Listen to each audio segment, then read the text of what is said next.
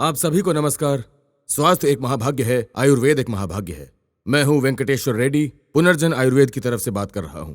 Cancer के इलाज में बहुत सालों के अनुभव और अनुसंधान के साथ कई लोगों को नई जिंदगी देने का काम किया है पुनर्जन आयुर्वेद ने। पहले चरण के कैंसर से लेकर अग्रिम चरण के कैंसर तक के सभी प्रकार के कैंसर का रसायन आयुर्वेदिक पद्धति के तरीकों से इलाज किया गया है। हमारे पास हजारों लोग हैं जिन्होंने पुनर्जन आयुर्वेद की मदद से बहुत ही उत्कृष्ट परिणाम प्राप्त किए हैं। आज के इस वीडियो में हम लोग ओवेरियन कैंसर के बारे में और अधिक बात करने वाले हैं। औरत के प्रजनन तंत्र में ओवरी बहुत ही महत्वपूर्ण भूमिका निभाता है।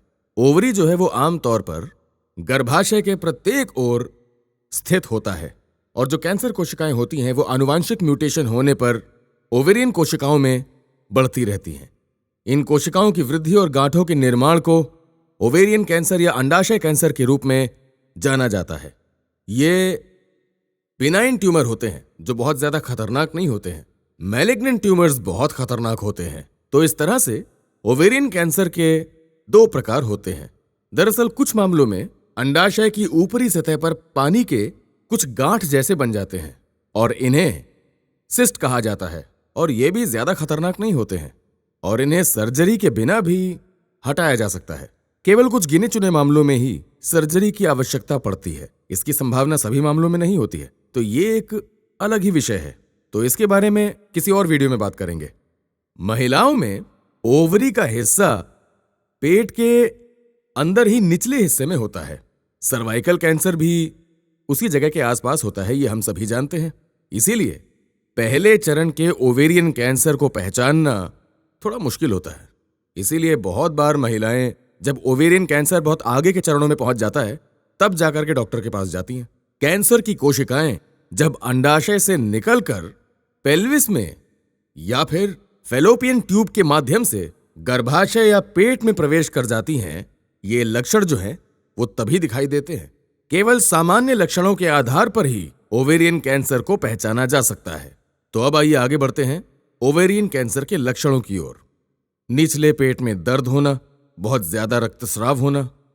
ओवेरियन कैंसर के पीड़ित लोगों को कुछ असामान्य लक्षण भी देखने में आते हैं, जैसे कि मासिक धर्म के बाद भी ब्लीडिंग, ब्लोटिंग होना, भूख बहुत कम लगना, बार बार पेशाब आना, बदहजमी होना, बार बार कब्ज की शिकायत होना, हद से ज्यादा थकावट होना और कुछ महिलाओं में मासिक धर्म खत्म होने के बाद भी रक्तस्राव देखा जाता है। इसलिए सभी लक्षणों को ओवेरियन कैंसर से संबंधित लक्षण मानना संभव नहीं है।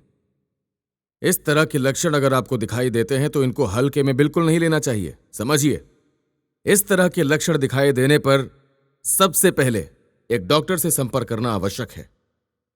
कुछ मेडिकल टेस्ट्स के आधार पर डॉक्टर कैंसर की मौजूदगी को निर्धारित कर सकता है।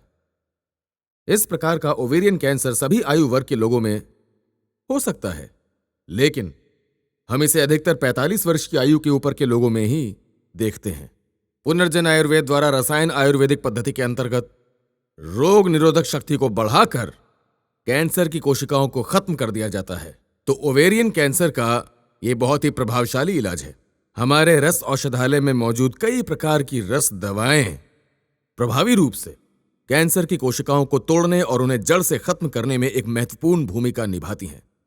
पुनर्जन आयुर्वेद रसायन आयुर्वेदिक पद्धति के अंतर्गत कैंसर से पीड़ित लोगों को एक बहुत प्रभावशाली उपचार प्रदान करती है और एक नया जीवन दान देती है। यह अटल सत्य है। तो यह है ओवेरियन कैंसर का विवरण। नमस्कार।